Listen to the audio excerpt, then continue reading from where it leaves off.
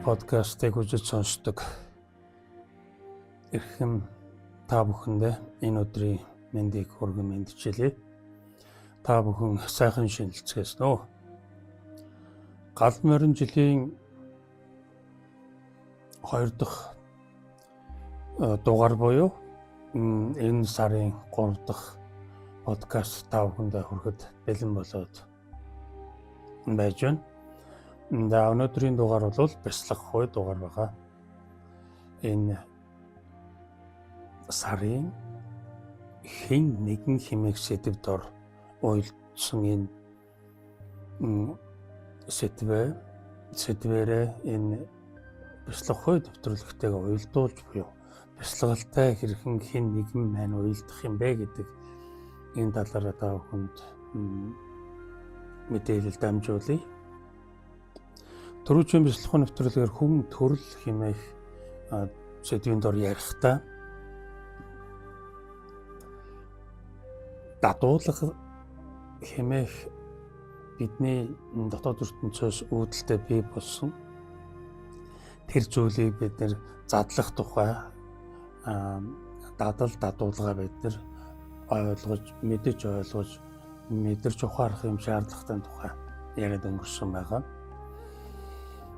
Хэн нэгэн гэдэг маань хүмүүн заяаны буюу хүмүүн төрлийн ихэн буюу хүм болох эхлэл төдий төлөөлөл байна гэдгийг бүгдөө мэдэж авсан байгаа. Энэ удаагийн нэвтрүүлгээр бид нар хэн нэгэн маань дадуулга үйлдэх, дадал үйлдэх, мөн зуршил үйлдэх энэ 3 үгийн талд утга учирын талаар тодорхой ойлголттой болъё. За юуны төрөнд бид нэр дадал хэмээх зүйлийн тухай ярих ёстой болно. Дадал нь болохоор бидний юунд хамаатай хэрхэн тэр бүрэлдэхүүн бий болдог, хизээ тэр бидний дадал болчихдог, зуршил болчихдог энэ талаар эхлээд жоохон уудалж ярив.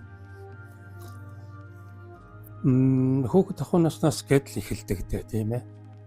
Хүүхэд ахуй наснаас эхлээд бидний альва дадал зуршил тэр бүх зүйлс буюу дотоод ертөнцтэй холбоотой бүх зүйлс дэлгэрэн хөгжиж мандан бадарсан байдаг.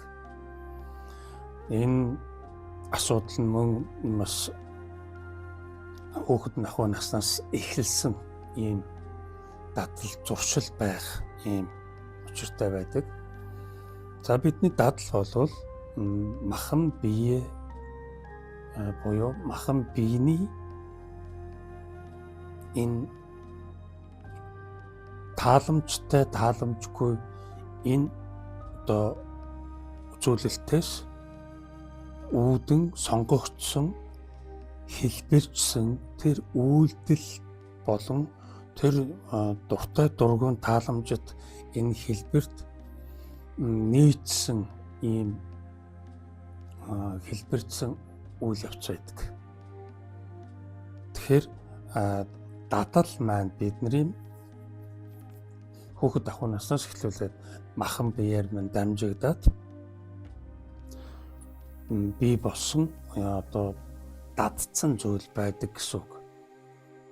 Тэгэхээр энэ бол их ойлгомжтой юм шиг боловч яг энэ бяцлах хуйн үүднээс нь ингээд задлж ингээд ярихаар арай нэг дэлгэр өнгө болох юм учиртай юм байгаа юм. Ингээд бяцлагч хүний үүднээс бяцлах хуйн энэ өнцгөөс нь ингээд аваад харахаар энэ дадлууд нь зуршил тэгээд дадуулга нь ингээд тус тустай байна. Эдгээр нь ингээд өөр үүрэг оройлтой байна гэдэг нь харагдаад энийг ингэж дэлгэрүүлж задлагч гэж ярих юм боломж гарч ирдэг юм учиртай юм л да. Тэрнээс бид нар бол мэддэг юм шиг боловч яг нарийн тийм задаргааны түвшиндээ бол бид нар түүнийг мдээгүй байх юм бол янзтай болоод явцдаг. Тэгэхээр нөгөө энэ дадал гэдэг маань яг юу вэ? Зуршил маань бас юу вэ гэдгийг ингээд жаахан дэлгэрүүлэх юм шаардлага байгаамаа. Хүүхэд ахуйн наснаас дадлыг бий болгоно гэдэг маань одоо нэгэн дуртай зүйлийн тухай яригдана тийм үү? Хүүхэд амттанд дуртай. Энэ бол энгийн жишээ. Ойлгогдож болох хамгийн энгийн жишээ тийм ээ. Тэгээд тэр амттанг идэх түүнийг олж авах. Тэгээд тэрнийг өөртөө байнга байлгах, хөргөчөөрөө дүүрэн одоо шоколадтай байх ч гэдэг юм уу. Им гой чихэр бэхэртэй байх, боо боорчтой байх гэдэг энэ санаа сэтэл буюу тийм хүсэл бий болдог хүүхдэд. Тэгээд дэлгүүр хошоо явахад заавал нөгөө дуртай юм авах гэдэг тэр нь болохгүй ээж нь хоригдсон байдаг юм уу. Тийм тохиолдолд болохоор дэлгүүр дотор уйлж унжаад шарлж очоод твчлээд шалан дээр унцдаг да. Энэ нь болохоор тэр зүйл нөгөө тэр амтыг дадсан байна тийм үү. Тэр гоё хайрцаг савтаа тэр гоё шоколад чихрийг хараа заавал идмээр байна. Хүсэл нь төрөөд. Тэр хүсэл нь бадраад байгаа учраас тэр хүслийг хараас явж байгаа. Хүүхэд бол зүгээр тийм үйлдэл хийвч байдаг учраас тэр хүслийг хараас явахаар юу болдгийг гэхээр тэрийг харсан л заавал авч идэнэ гэдэг юм ухаан үгүй үйлдэлийг хийдэг. Тэнд хүүхэд ухаан гаргаж өрөөсөж чадахгүй. Яагаад гэвэл тэр хүсэл нь дийлж байгаа учраас хүслийнхээ араас явж идэг юм байдаг учраас ухаан ортлоо. Тэгэхээр нөгөө хүүхдийн маань хүсэл дийлээд тэр зүйлийг авч идэх тухай тэгээд тэр зүйл ямар гоё билээ гэдэг тэр дадал нь амтаар дамжигдан хүнд ингээд тогтцсон тэнд одоо нэхэгдэж байдаг юм зүйл болоод хоногшдсон байна гэсэн үг. Тэгэхээр энэ нь тэр дадал болсон зүйл.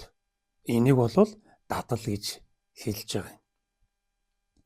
За тэгээд яахан томхон болоод хүн одоо нэг насанд хүрээд тэгээд янз бүрийн одоо идэж уушиг тухай ойлголттой болоод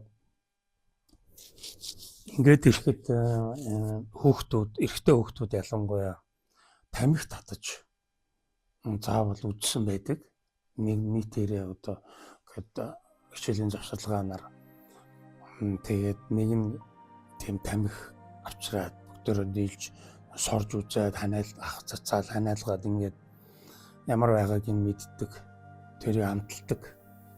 За тэгээд муухай гэдэг нь муухайгээ татахгүй тэгээд энэ тамхи гэдэг нь ингээд тийм сонин гоё юм байна гэд тэгээд түүнийг хэрэглэхэнд хэрэглээд явдаг.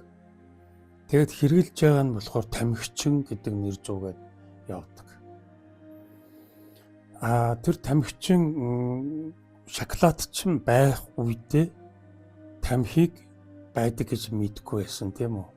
Тэгээд ингээд том болоод нухаа орцсон хойноо ингээд шоколад идээд байх нь жаахан тийм.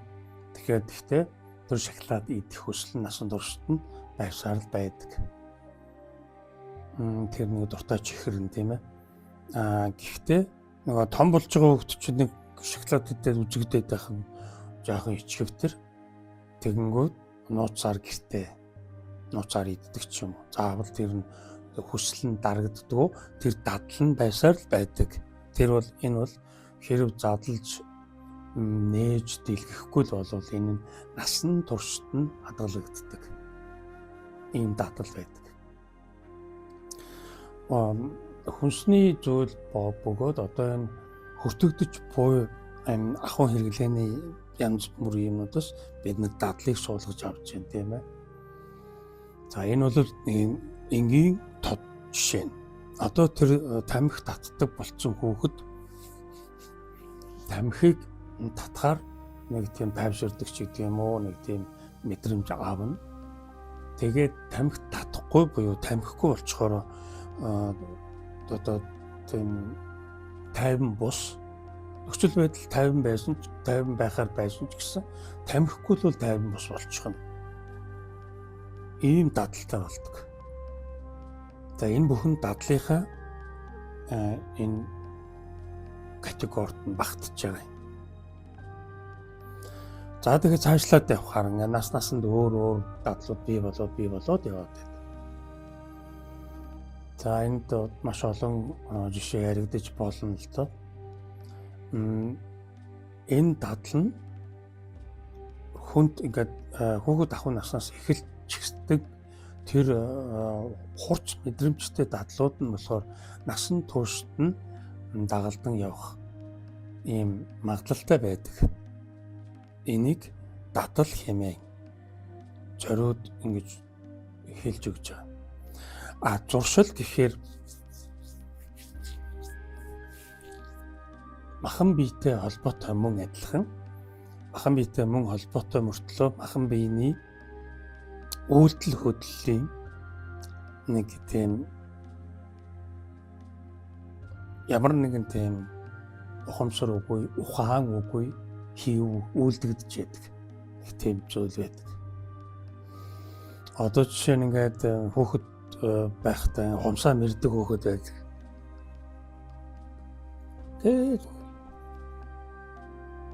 Тэгээд тэр нь ингээд байшаагээл гар нь ингээд өөрийн мэдлэг ингээд өрөөд ирдэг.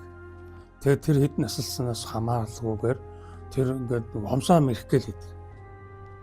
Тэгээд санаа зовоод зарим нэгэн хурал цуглаан дээр юу болж байна гэдэг ингэх мөртлөө гар нь ингээд яваад байдаг. Тэгээд багт нь ээж аав нь хэдгэл байсан байж дараа шүү дээ. Одоо тэгэл наад хумсаа бит юм ирээд байгаа наадах чинь ингээд дадал зуршил болчлоо наадах чинь.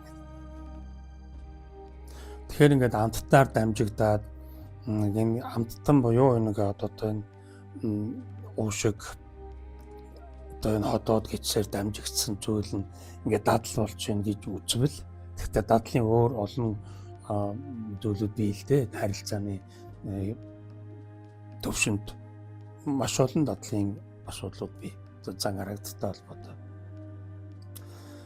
Зуршил нь болохоор нэг тийм махан биеэр дамжигддаг нэг тийм байдаг.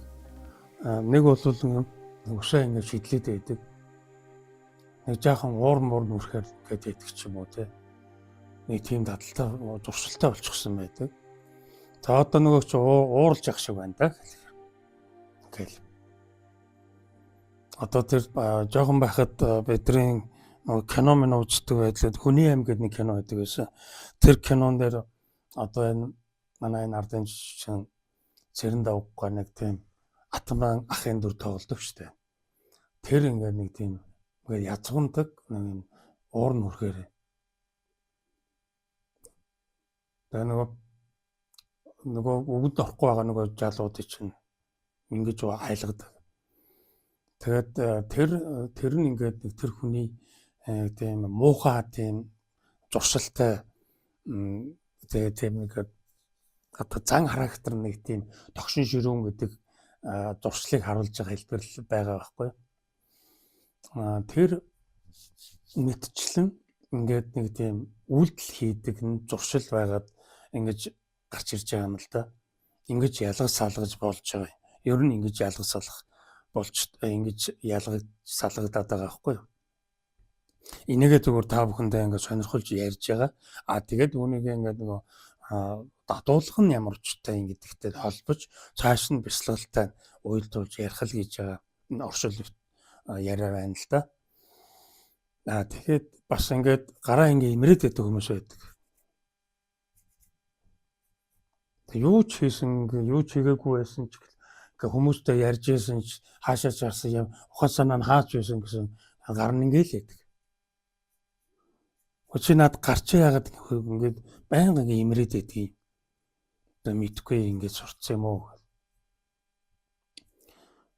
Тэгээд нэг бол ингээд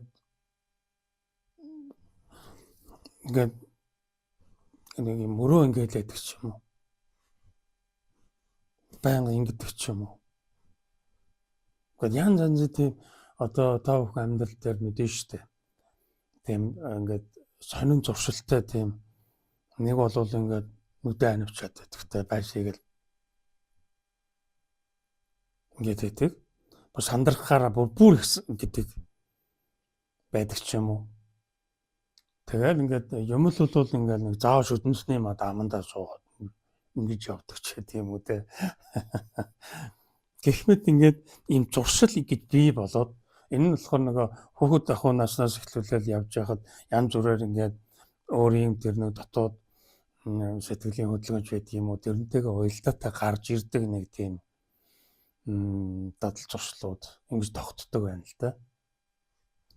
Энэ нь юутай холбоотой байна уу гэхээр энэ махан биетэй холбоотой махан биеийг биеэр илэрхийлэгдэж байгаа махан биеийн дулдуйчсан ийм илэрхийлэл илэрчин ингэж гарч ирдэг байх дадал зуршил хоёр нь дадуулах болохоор зэрэг дадал зуршилтай хамаатай утга нэг байх боловч одоо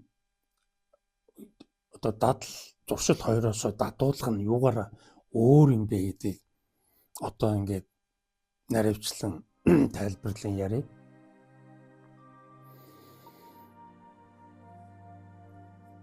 Дадлыг бол бид нэр тодорхой хэмжээнд ингээд одоо тэрийг мэддэг хүн өөрөө мэддэг ойлгодог.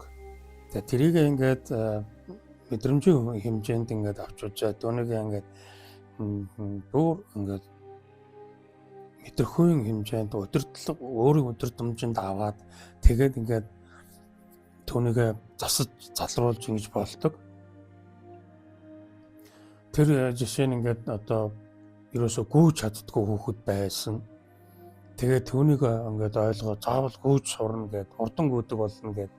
Тэгээд тэрийг ингээд дасгалжуулаад ингээд бен тамираар хичээлээд ингээд гүйх дасгалыг хийсээр аваад айгүй хурдан гүйдэг тийм болцсон жишээ байх жишээтэй.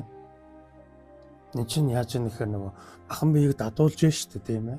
Дадуулаа түүнийг ингээд зуршил болгож байгаа учраас тэр нь тийм болон хувирж байгаа ийм хэлбэр байна. Дадуулах нь болохоор зэрэг одоо чинь нэг дадал зуршил хоёр нь ерөөсөө энэ дотоод ертөнцтэй хамаагүй юм шиг юм байна. Зөвхөн махан биетэй холбоотой гэж ингэж ойлгохдохор байна. Яг нарийн төвшөндөө дотоод ертөнцтэй холбоотой юу? Дотоод ертөнцийн нөлөө байдаг л да. Гэхдээ ингээд ялгаж салгаад харахаар ерөөсөө энэ махан бие энэ дадал зуршлын хичээл үйлдвэрлээд байдаг, тогтоогоод байдаг. Түүнийг яг ингэ хэлбэржүүлээд ингээд ой санамж болгож ингэж хадгалах юм нөхцлүүдийг бий болгоод байгаа ийм төр харагдаж байгаа. Тэгээд дадуулга нь болохоор шууд дотоод ертөнцийн шууд удирдлах хяналтанд ор явагддаг ийм зүйл болчиход байгаа юм л да. Тэгэхээр нөгөө дадуулга бүхнээ задлах тухай гэж байгаа нь тэр нөгөө бясалгал хийхэд чинь яагаад болдгоо хэцүү болгодог энэ тогтцсон зүйлс тийм ээ.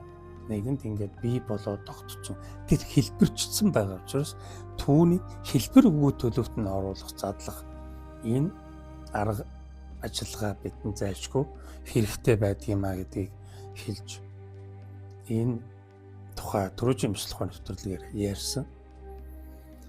Тэгэхээр нөгөө дадуулах маань одоо жишээ нь хүүхдийн нэлзрээ байх үеэс дадуулга маань бий болсон байх нь дотоод ертөнцийн маань шууд удирдлах хяналтын үр дүнгээр бий болдог байх нь шүү дээ. За дадуулгын үндсэн за хүүхэд ахуйнаас нь яг тэгээд яваад ирээд тэгээд бид нэр ингээд том болоод ихэд ингээд ийм гэсэн ингээд нэг тийм дотоод ертөнцөөс үүдэлтэй зан характерын зан төлөвийн тэр тогтцтой уялдаатайгаар ингээд бий болоод гараад ирдэг юм дадуулгууд байна. Нөгөө задлж болдгоо яг өөрөөгөө бодчихсон нөгөө хэн нэгэн гэдгийг яг дадуулгаараа төсөөлсөн байдаг учраас нөгөө хөө задлахад хэцүү байдаг. Түүнийг барьж авахд хэцүү байдаг. Энэ тухай бид нар мэдэж авах юм шаардлага зүйлсээр гардаг. Ерөнхийдөө дадуулгын маань үндсэн бат суурьтай одоо тогтдог баталгаатай одоо жишээ нь дадуулгын бидэнд дадуулга байх үндсэн гол бат суурь нь ерөөсөө үжил баримтлал хэмээх нэгэн зүйл байдаг. Хөөхд ахнаас өнгөрөөд ингээд нэлээд насанд хүрээд ингээд үжил ухамсарын төвд ингээд нэлээд их тийм авах гэхийн ухаан ажилуулад ингэсэн дараа нэг юм үжил баримтлалтай болж штэ хүн. Тэр үжил баримтлал нь дадуулгын маань үндсэн суур хундам нь болж өгдөг. Тэгэхээр нөгөө үжил баримтлалаараа бид нар талцах үжил баримтлалын зөрчилдөөнөөс үүдэлтэйгээр дэлхийд даяар л өчнөө юм болж штэ. Социалистлын, капиталистлын, ардчилсан гин, либерал гин, тэгээ өмнгийн гин барууныг гин, зүүнийг гин гээд ингээд үжил баримтлал ноёлоод байгаа. Тэгээд тэр манай үжил баримтлал нь зөв, манай үжил баримтлал нийгмийн сайн сайхан болгоно гэдэл яваад байгаа. Тэгээд аль нь ч сайн мэдэгдэхгүй би нэгээ ээлжилж ингэж орлож явсаар л одоо өдий хурж байгаа байдал харагдаж байгаа. Тэгэхээр энэ үжил баримтлал нь угаасаа дадуулга байх нь шүү дээ. Дадуулгын цогц үйл ажиллагаа байх нь. Тэгэхээр тухайн хүний үжил баримтлал тогтохдоо тэр одоо хүмүүжсэн буюу үжил суртлын хэр их нөлөөнд орсон тэр нөлөөллөөсөө үүдэлтэйгээр тэр нь өөрөө дадуулга болон тогтсон ийм хэлбэр болж хувирдаг байдаг. Яг хүн өөрөө ингээд нөгөө ганцдоо хөгжлөөр хөгжиж эрчим энергийн төвшөнд гэрэлтэж гэлбэх буюу тэр хэмжээний өөрөө босож ирэхгүй байгаа учраас буюу дадуулгынхаа задаргаанд үйл ажиллагаа явуулахгүй дадуулгандаа өөрөө үнэмшиж энэ үнэмшил нь өөрөө хин нэг нь улам батжуулан бат суурьтай барьж байгаа учраас бидний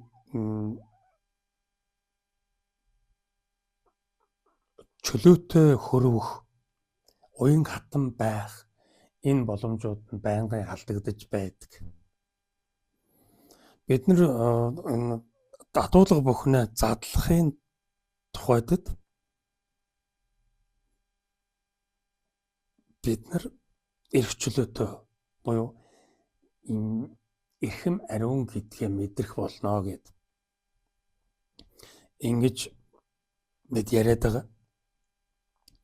Тэгэхээр нөгөө дадуулга нь хэр их задрах нь таны энэ ухааны ур чадвар гэж төвлөрөл хэлсэндээ тэр ухааны ур чадвараас ч хамаарна гэд. Тэгэхээр тэр үжил баримтлал дээр бий болсон тэр дадуулгууд нь бол асар хүчтэй үйлчлдэг. Энийг яагаад энэ хүч бий болчдгийг гэхээр нийгэм нь өөрөө тэрийг дэмждэг тийм билээхэн тийм хөрс суурь нь байж идэг.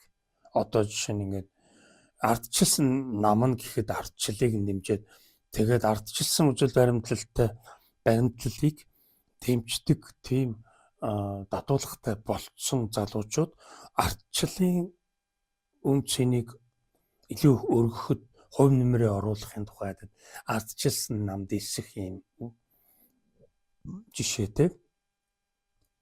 Тэгэхээр нөгөө дотоод ертөнцөөс үүдэлтэй дадуулга гэдэг нь нийгэмд үйл ажиллагаа явуулах, нийгэмд байр суурь ажиллахад шууд үр дагавартай үйл ажиллагаа руу хөтлөн оруулдаг ийм учиртай байгаад байгаа юм. Тэгэхээр бид нар дадуулгаа задлахгүй бол аль нэгэн намын буюу аль нэгэн үжил баримтлалын л тийм л хүрээлэл байх болно шүү. Тэгэхгүй бол бид нар хин нэгний хараад буюу өөрийн эрх чөлөөгөө мэдрэхгүй байсаар байх юм бол магадтай шүү гэдгийг одоо энэ нэвтрүүлэг хэлээд байгаа юм. Тэгэхээр хүний одоо хин нэгнээс хүн болон төгөлдрчих гэдэг энэ утга чанар нь үнэхээр танд тийм чухал үгүй юу гэдэг нь танаас хамааралтай л зүйл. Таныг миний бие хүмүүн заяатан эрхэм дээр язгууртан гэдгээр чинь өргөмжилж байгаа учраас YouTube сувгийг ашиглан та бүхэндээ нийтд нь ингэж өргөж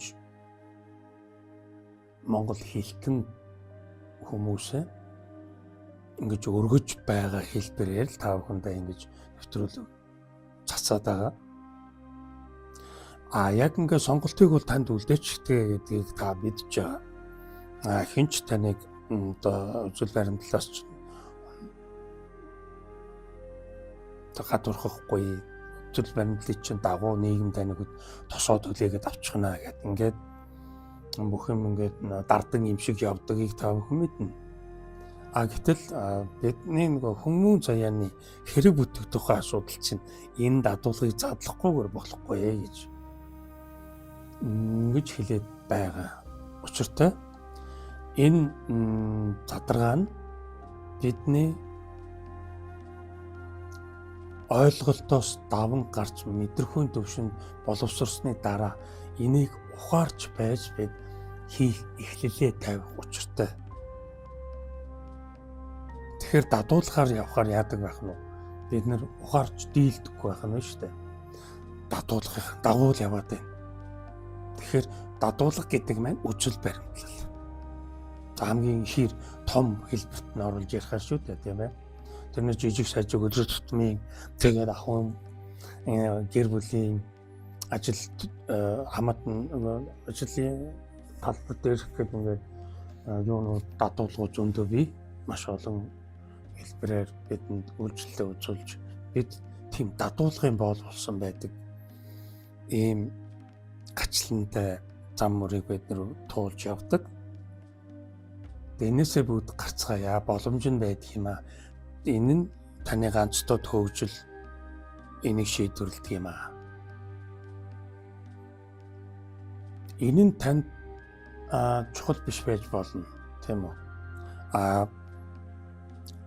Та үжил баримтлалаа дагаад дадуулга бүхнээ буюу өөрийнхөө хин нэгнийг үнцэнтэй тооцсон хэвээр байгаад тэгээд би цаашаа явна.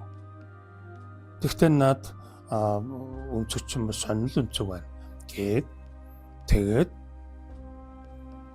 өөрийнхөө явна. Энэ чинь бол таны сонголт. Танд энэ тал дээр таныг албадах нэхинч байхгүй. Гэтэл хүмүүн заяаны буюу таны дотор буу сүнсний чинь хүнээс таныг чангаадаг, нэхдэг.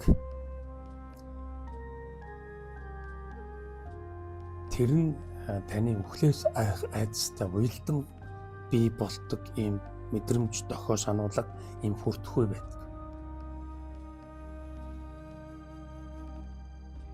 Тэгэхээр бид нар тэдрийг халахсаад юу ч үзээгүй сонсоогүй юм шиг, юу ч мэдрээгүй хүртээгүй юм шиг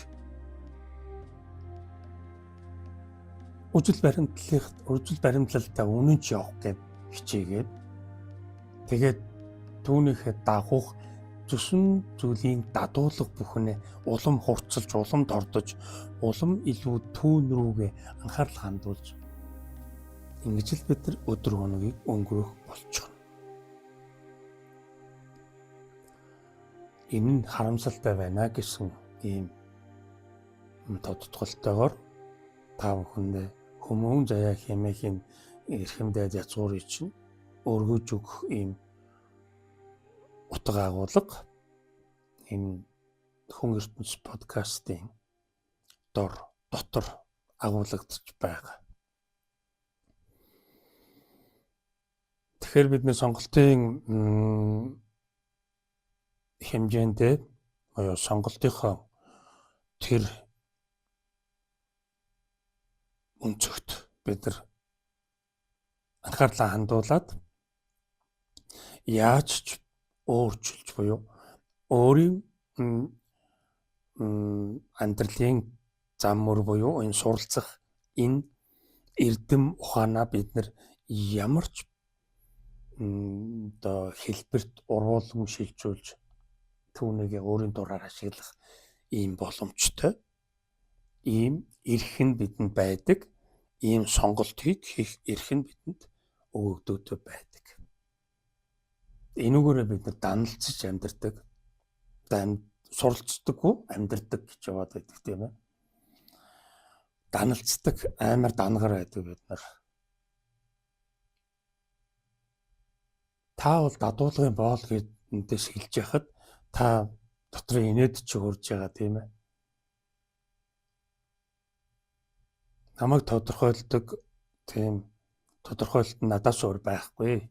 Би өөрийгөө мэднэ гэж та үнэхээр бардам боддог. Тэг бардам хэлнэ. Тийм бардам байдаг учраас бид нар бүгдөө бие биентэйгээ уулзраа олоход яах хэцүү төвөгтэй болцоочод байдаг. Тийм үжил баримтлал буюу дадуулга бүхэн задарсан тийм хүмүүс ерөөсөө уулзраа олж ядах юм байдаггүй гэж яриад байна тийм үү?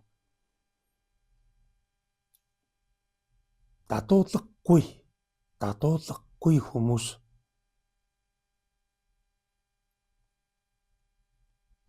тийм хүмүүс ирвэ. Олон тийм хүн байхаваас тэнд деваач юм би болчих. Тэнд ямар ч жишээ нь би үжил байхгүй болно гэсэн үг.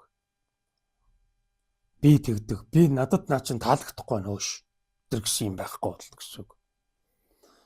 Тэгэхээр нэг тийм үжил баримтлалтайгаа цуг яваад тэр үжил баримтлалынхаа дадуулгатай адил төстэй хүмүүстэй уулзраад тэгээд нэг нам эвсэл байгуулад ингээд яваад байгаа нэг тийм л дүр төрх байна шүү дээ тийм ээ. Эн чин наа чин биш наа чин таалагдахгүй нэ. Хэдүүлээ мөн тийм ээ. Тийм ингээл. Тэгэл тэдрийг ерөөсөө бүр амьдралаас авчиж явах юм хэмжээний. Гэтэл нөгөө ийм үжил баримтлал гэдэг юмаас салчихсан. Тэр үжил баримтлал гэдэг юмыг огт ингээд задлчихсан тийм хүмүүс байлаа гэхэд тэд нар ямар ч асуудал үүсэхгүй. Зүгээр л инээж ханаагаад л хөвч наргаад л тэгэл хамтран хөдөлмөрлөөд л тэгэл цаахан түүгээрээ өршмийн хүртэж ингэж цаахан эдээ ундаа бүхнээ бэлдээл ингээд амьдраад байх юм л боломжтой болчихно. Тэгэхээр тэнд нэг тийм нэг тийм хиймлэр бий болгоцсон нэг дадуулгын нэг өвчин тусцсан нэг тийм нэг ийм нийгмийн ийм нэг халдварт өвчин тарн марна гэсэн юм юусоо байхгүй юу? Энэ нь нөгөө хүмүүн зайны боломж юм. Та ийм сонголтыг хийх боломжтой байсараад л яахаар ийм дадуулга болгонд дадуулгынхаа энэ хорт хавдраар өвчилж тэр өвчлөөсөө үүдэлтэйгээр энэ тамийн догоо үрт дотор бий болгож ингэж солиорж явах юм бэ гэдэг энэ алхам бүрий чинь тооч хэлээд байна. Тэгэхээр зэрэг таны уур хүрэх, таны эгдүүцэл хүрэх ийм учраас та одоо жишээ нь дадуулга ерөөсөө задлахгүй байх тухайд илүү их шамдах, илүү ер нь яад ингээд өөрийнхөө сонголт уяадар дадуулганда илүү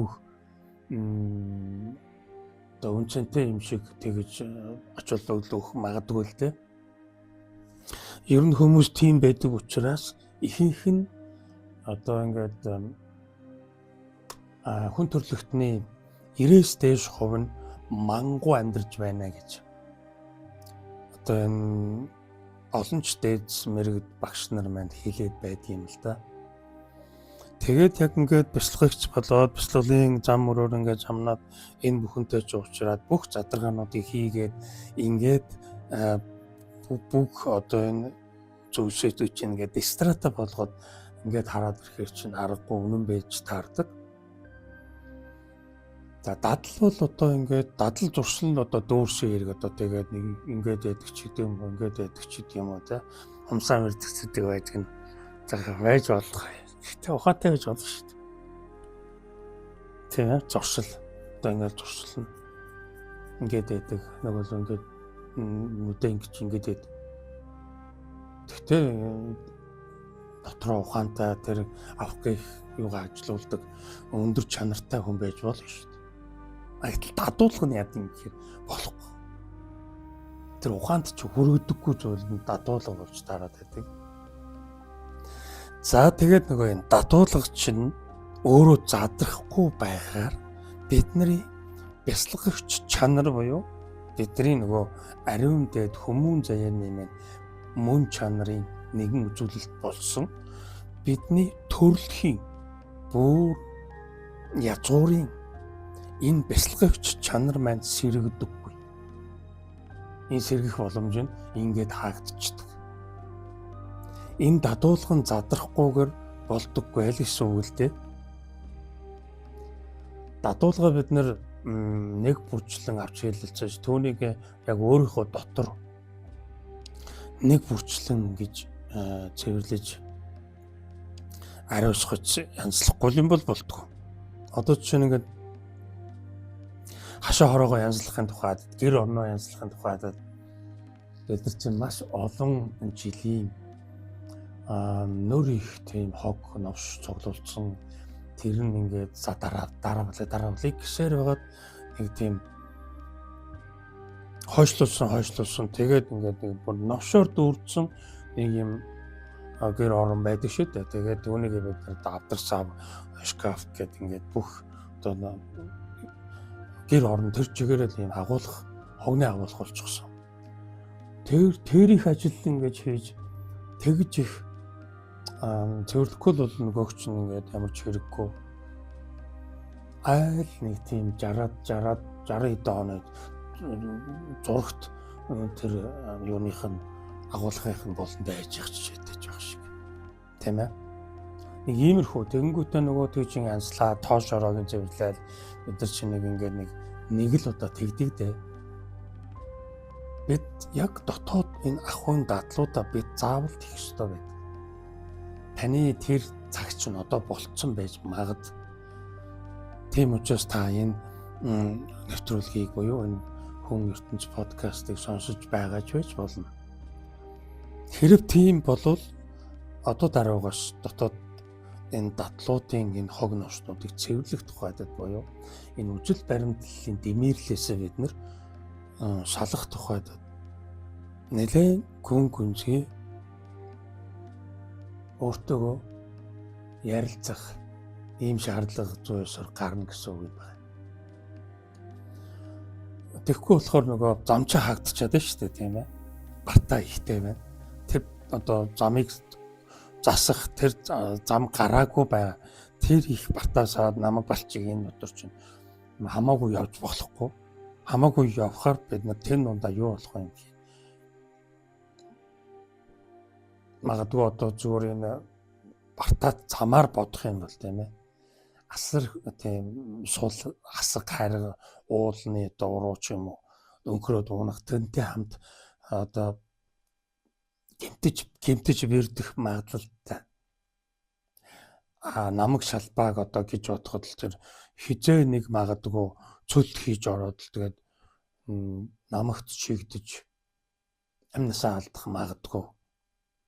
Ийм болцоогүй ийм датуулга бүхэн чинь биднийг өргөжтгчихсэн гэд хөдөлгөөнг болгочихсон байдаг гэж. Ингэж маш хатуу ойлгох хэрэгтэй. Бид нар дадуулгаараа амьдрах ёсгүй. Бид нар тэрийг дадуулга бүхэн чинь биднийг амьдарч байгаагаар биднийг харагдуулдаг буюу биднийг тэгж үнэмшүүлдэг. Бид нар түүнийг нь дадуулга бүхнийхээ үр жимээр бий болсон энэ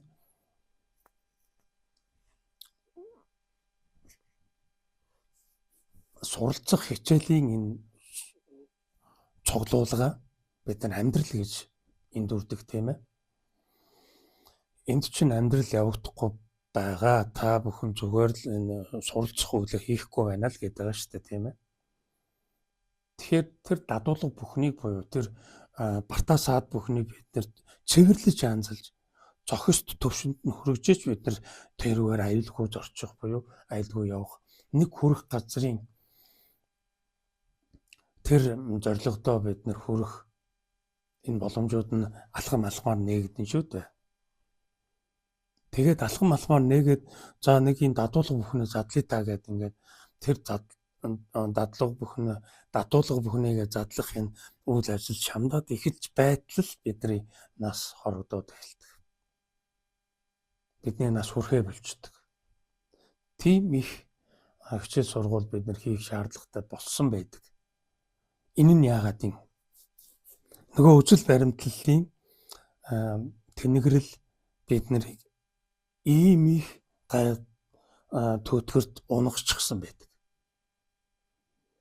Ухаан сэхээ ороод нэг жаахан юмыг нанта цантай алсын хараатай бодоод эхлэхээр л ийм зүйл болдог гэдгийг та бүхэн эрхэш гадарлан бах. Юм боддгоо тэр хаяач гэсэн өөртөө нэг юм бодоод ингээд өөрийнхөө дотор ингээд юм эргцүүлдэггүй хүн гэж байхгүй шүү дээ. Юм бодож чаддаг хүн бүхэн л энэ тухай чинь бодож л байсан нэг үе байж л байдаг. Тэгээд хажууд нь ингээд хүмүүс өнгөрөөд өгөөд байх юм. Бараг өдөр болгон хүн хүч өргөдөг юм. Энэ юусаа ингээд би бас ингээд нэг хэзээ нэгэн цагт өхөн. Яг тэгвэл би ингээд өдрөөс өдөр төгшөрж байна. Жилээс жилд миний ус бууралтж байна. Ингээд боддгоо хүн гэж байхгүй шүү дээ. Тэгэхэд л нөгөө энэ бодлын маань цаад тайлал нь юунда байна уу гэдгийг нь ухаж ойлгохгүйгээр мэдэрсэн зүйлээ ухаарахгүйгээр ингээд яваад байдаг учраас бид нар цаг алдаад л байдаг гэсэн үг. Энэ цаг алдсан харгайгаар бид нар нөгөө насан өндөр болсон хойноо л толгоогоо шаадаг гэдэг шүү дээ тийм ээ.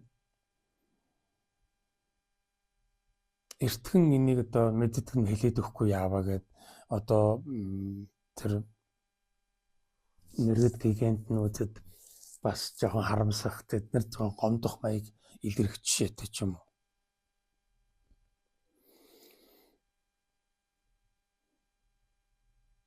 Ямар ч байсан манай нэвтрүүлгийн зүгээс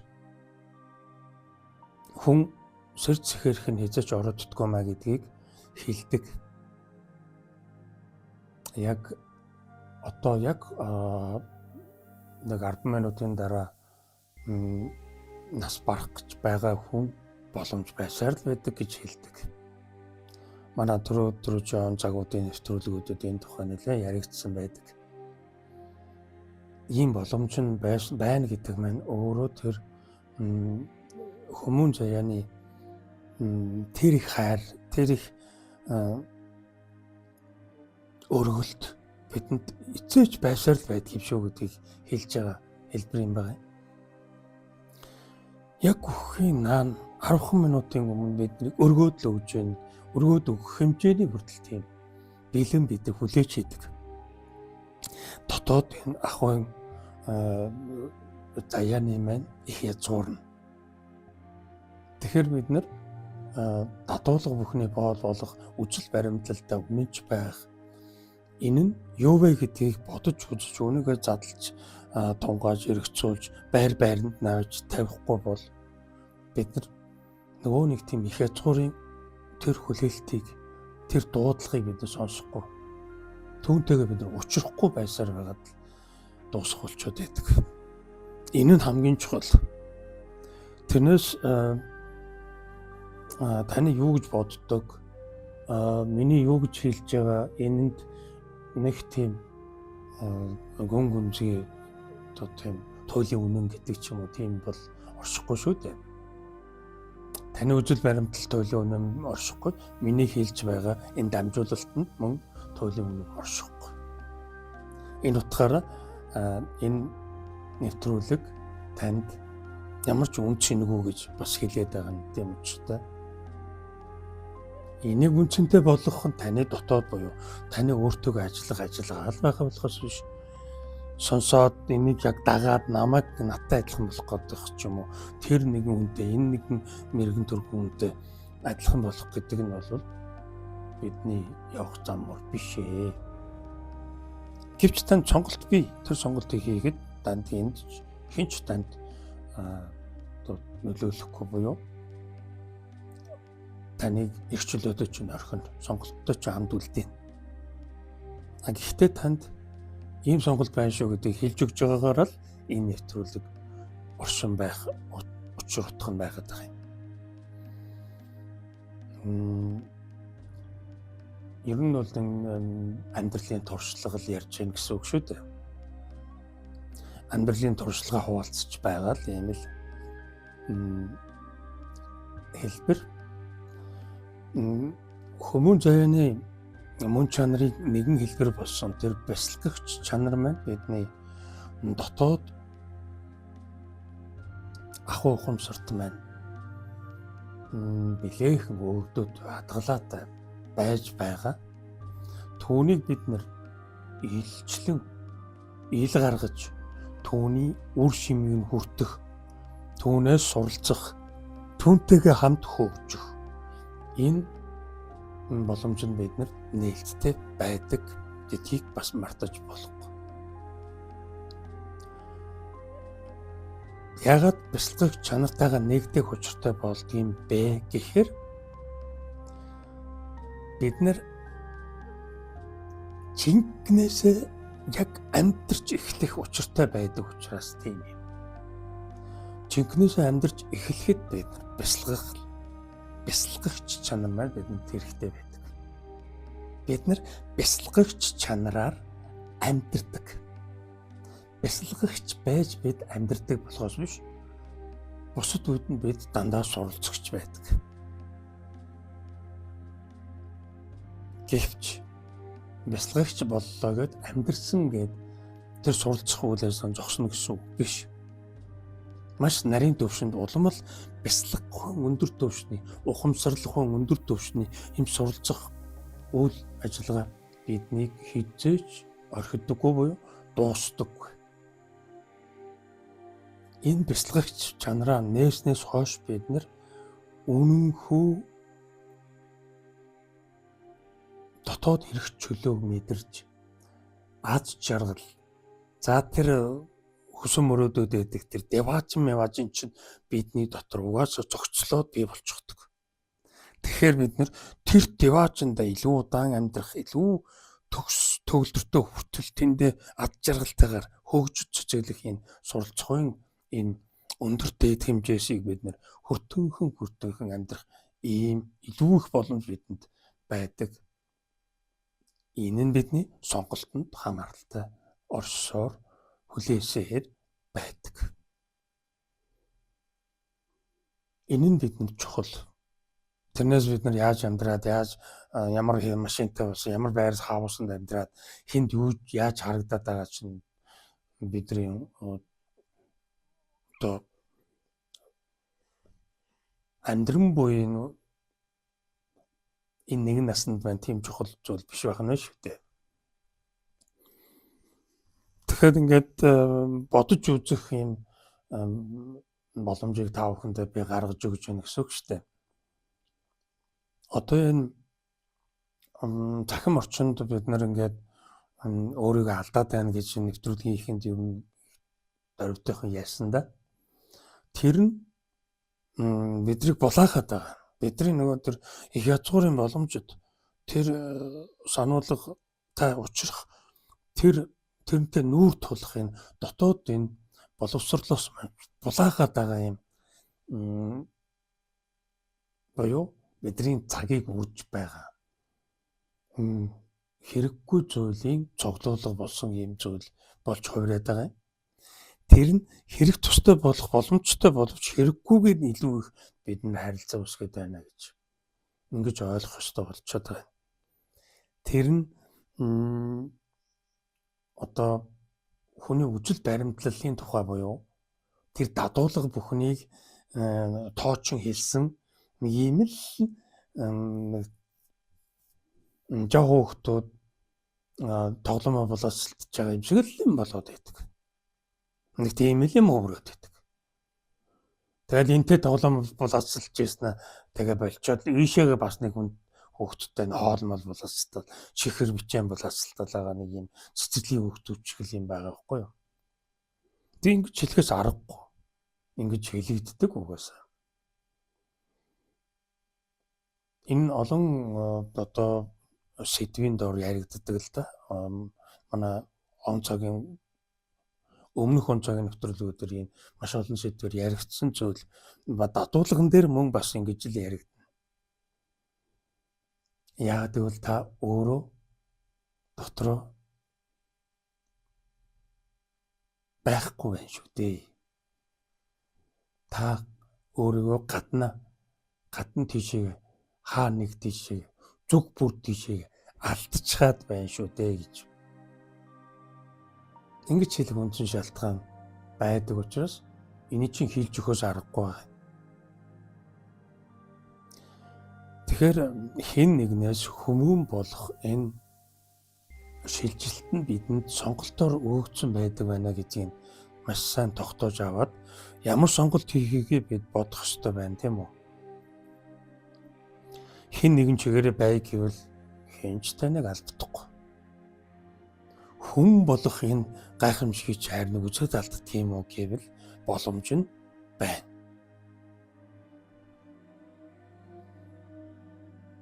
Эрхэм хүмүүн заяа монголчуудад илүү их ойрхон байдаг. Монгол энэ язгуурын энэ үндэс угсаатнуудад илүү их бий. Одоо хүн төрлөختний дундаас одоо жишээлэн авч ярил. Монголчууд чиг ийм их хүмүүн заяа руугаа ортох боломжит ийм үндэстэн ер нь ястан язгууртан байхгүй гэж хэлж болно. Тэгээ нөгөөрөө бид нэр өөрөөсөө мэдэрдэг хаач бид амьдарч чаддаг.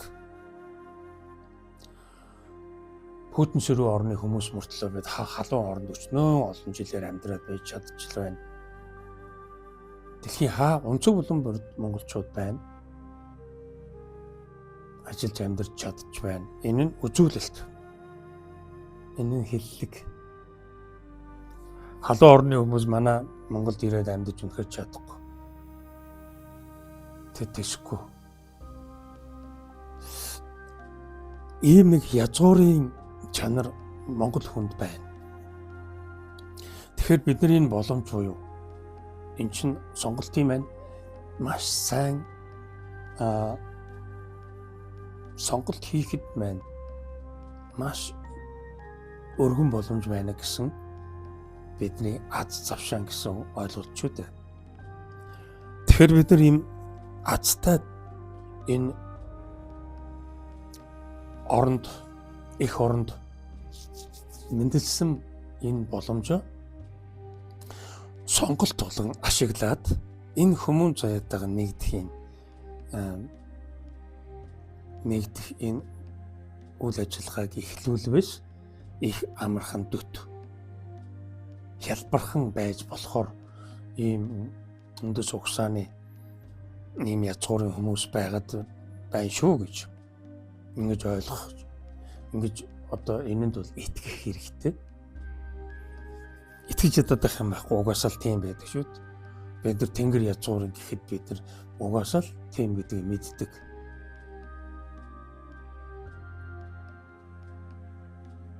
Тэгээд тэнгэр язгуурын гэхээр л энэ хөх тэнгэр мэнгэртэй холбоотой юм шиг ингэж ойлгоод байдаггүй шүү дээ бид нар чинь. Өөр цаашаа ангууд онгод тэгээд өвгдээд шүүдийн тэр сүлд сүнс тэр хэмэрлэндээ бүхэнтэй бид ингээд учир холбоотой гэдгээд өөрийн мэдлгүй л тэр яагаад мэдж байгааг мэдхгүйгээр бид нар мэдчихэд мэдэрч байдаг. Хамгийн гайхамшигтай нь бид нар мэдэрдэг. Энэ нь гайхамшигтай. Бид нар дотроо мэдэрдэг. Тэгээ бид нар маш зоригтой байж чаддаг.